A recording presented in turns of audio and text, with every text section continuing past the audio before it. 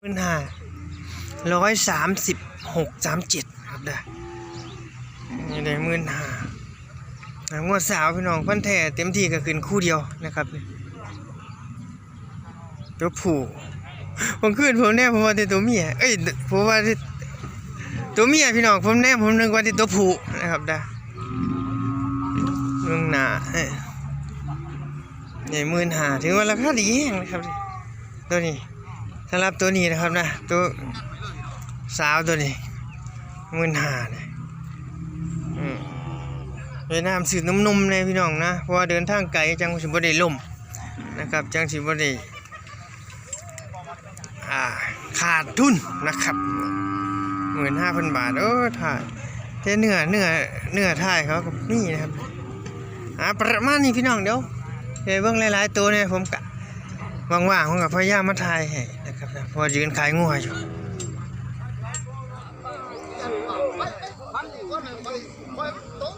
แปดที่ซื้อนี่บ่18,000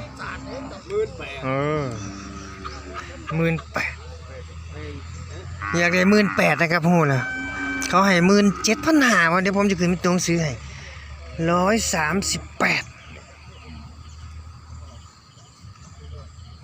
138ตัวเดียวบอกมันห่อนอยู่บ่หรือแม่ลูก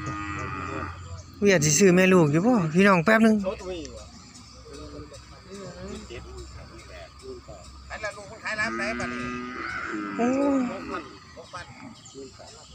ตัวเดียวพี่น้อง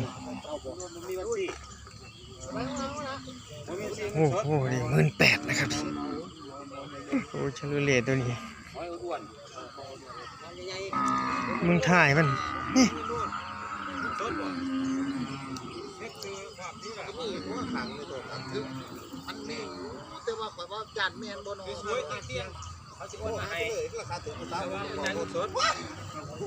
โอ้ยเดี๋ยวขึ้นไปตรงซื้อให้ได้พี่น้องเด้อจ่ายเงินสดนะแน่เจ้าบริจาคเงินสดแน่ผมมีบัญชีโอนเลย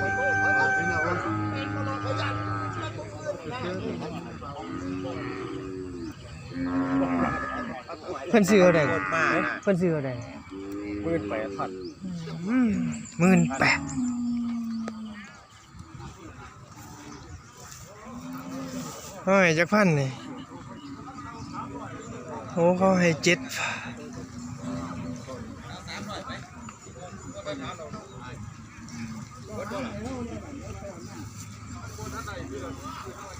พี่น้องแป๊บนึงเดี๋ยวจะขึ้นไปตรงซื้อ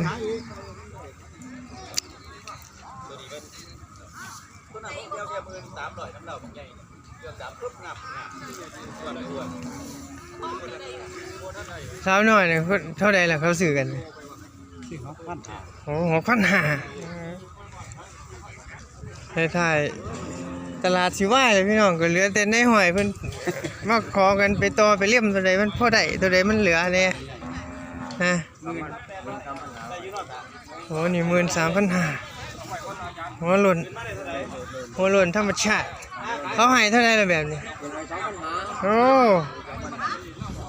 พอผมก็ขายไป100นี่อยู่ผมขาย14,000 135ให้12,500กับประมาณนี้แหละคือเนื้อหนาดีอยู่12,500ตัวนี้เขาให้11,000นะครับนะผมยืนขายนี่135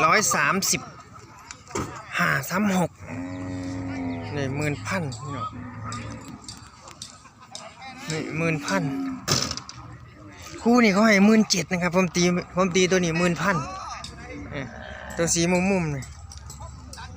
แล้วตัวนี้ผมตี6,000ก็เป็น17,000พอดีตัวนี้ตี6,000ตัวนี้สูง130เนี่ยตี6,000 บาทเขาไม่คุ้นนะครับเขาจะเอาเขาคุ้นเขาให้คู่นี่17,000เนี่ยเขาจะเอาเขาคุ้นโอ้แดดพี่น้องขอโทษขออภัย6,000 กับ11,000 6,000 กับ11,000เด้อพี่น้องเด้อประมาณนี้เดี๋ยวมีโอกาสได้ถ่ายไหมพี่น้องเพราะผมยืนขาย2ตัวนี้อยู่นะครับนะงัวเอามา4-5ตัวขายหมดแต่วันแล้วนะครับนะ 125เราให้12,500เมื่อปีหนึ่งเนาะนี่ เอาบอลมันว่า ลงมา ปี ลงมามันก็วิ่งไว้เลยเนี่ยไปแท้ ถึง125 ไม่ได้วัวทรงนี้ ว่าถือว่าติดดอกแต่ราคาเนี่ยมันสิติด งัวนี่นะมันจะเป็นงัวเต็มซักเต็มซัก 12,500 งัวเล็กน้อยไปนาดินั่นนี่แม่น้อยคนละหลายบาท ขายแล้ว เอ้า โอ้โหขายแล้ว ขายตัวละ3,500 งัวแดงนี่มันนึกว่าแดงก็แดง มันจอยกันหลังมันจอย 125เท่ากัน มันจอยหัวข้างหน้ามัน ตัวแดงเข้าให้พ่อเข้าหมื่นเต็มบ่ จอยนี่แหละมัน งัวตัวแดง ตัว นี่ นี้ให้2,000 โอ้12,000 ครับเพราะว่าผมเอาทั้งคู่นี่ตัวละ2,500ทั้งคู่ผมก็ห้องเพลงสายันตลอด โอ้ยโอ้ซื้อเพลงโอ้ย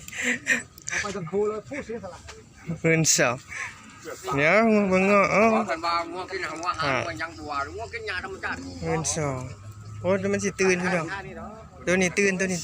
โอ้ยบ่ฮอด103ดีเดี๋ยวมั่วนี่130บวกลบไปแล้วกันพี่น้องนี่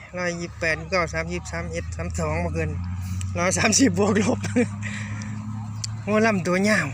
โอ้ย ให้37,000เงาเลยหนึ่ง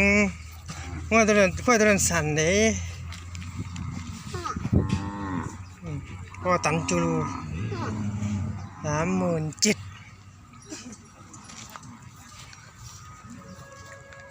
ตัวนั้นคัก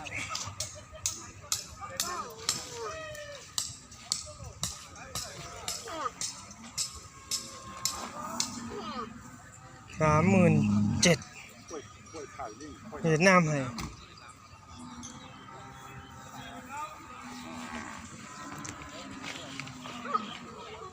เวียดนามได้เท่าไหร่นี่ไม่ไฟ เลย30,000 อ๋อรัก3รัก36,000แล้วมันที่ตื่นกับเพื่อนเนี่ย130ตัวผู้นะครับตัวผู้